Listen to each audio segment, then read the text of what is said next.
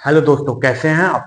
मैं देसी तेवर से गोविंद तिवारी आपका हार्दिक स्वागत और अभिनंदन करता हूं। आज मैं ऐसे दो बाहुबली माफिया की बात करने जा रहा हूं जो एक दूसरे के इतने बड़े दुश्मन हैं कि आमने सामने उनको देखना भी पसंद नहीं करते।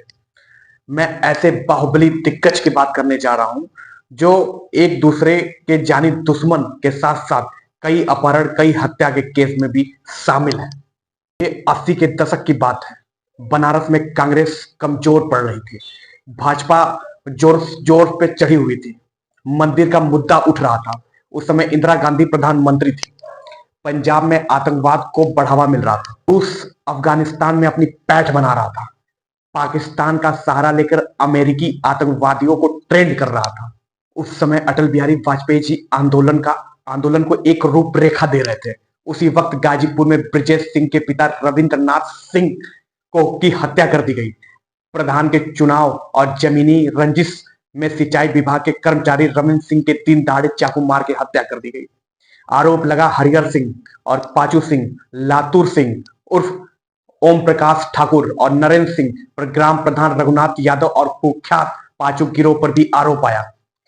कहते हैं कि ब्रजेश सिंह ने उसी वक्त अपने पिता की चिता पर बदले की कसम खाई। पांचों गिरोह और रघुनाथ यादव को अंदाजा भी नहीं था कि उनके उनके एक अपराध ने कितने खूंखार इंसान को जन्म दिया। ब्रजेश सिंह ने पांचों गैंग रघुनाथ यादव को एक एक करके मौत के घाट उतार दिया और अपने पिताजी का बदला ले लिया। उसके बाद ब्रजेश सिंह कभी नहीं रुके। उस समय कोयला मंडी में बहुत क्रेज हुआ करता था। कोयला मंडी से में बहुत पैसा आता था। कोयला मंडी में मुख्तार अंसारी का दबदबा था। ब्रजेश सिंह कोयला मंडी में अपनी धमक जमाने में लगे हुए थे। इसी कारण से दोनों गैंग आपस में भिड़ा करते थे और इन दोनों के बीच हमेशा वर्चस्व की लड़ाई चलती रही और ये गैंग दो पार्ट में बट गया। एक तरफ मुसलमान गैंगस्टर मुख्तार अंसारी, दूसरी तरफ हिंदू गैंगस्टर ब्रजेश सिंह। दोनों में कई बार गोलीबारी हो चुकी है। एक के डर से दूसरा जेल में, दूसरे पहले के डर से उड़ीसा भाग गया था। पूर्वांचल का वो एरिया जहां मुसलमानों की संख्या बहुत ज्यादा ही है, पर गैंगवार का मुकाबला कभी भी सांप्रदायिक नहीं हुआ। ये विशुद्ध माफिया स्टाइल रहा। इन दिनों का जिनकी कोई जाति या धर्म नहीं होता था। गोलियां गिनी नहीं जाती थी, निशाना लगाए नहीं जाते थे, बस फायरिंग होती थी। जो रेंज में आ गया वो चित्रा के गिर गया। 20 साल तक यूपी पुलिस के पास ब्रजेश सिंह का एक फोटो तक नहीं था।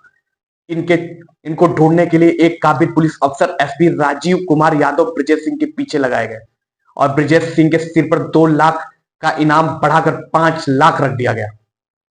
स्थिति ऐसी आ गई कि कभी मुख्तार अंसारी ब्रजेश सिंह के पीछे, कभी ब्रजेश सिंह मुख्तार अंसारी के पीछे। दोनों के बीच हमेशा गैंगवार होती रही।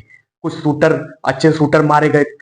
इन दोनों गैंगवार के मुठभेड़ में निर्दोषों की भी बलि चढ़ी। बहुत बहुत पुलिस अफसर का ट्रांसफर हुआ। बहुत पुलिस अफसर भी इसमें शिकार हुए। ऐसे इस सीरीज को देखने और सुनने के लिए चैनल को लाइक करें, शेयर करें, सब्सक्राइब करें। और इस सीरीज का अगर दूसरा भी पार्ट चाहिए तो कमेंट में जरूर बताएं। मैं सीरीज का दूसरा पार्ट भी बनाऊंगा। तब तक के लिए नमस्कार, जय हिंद।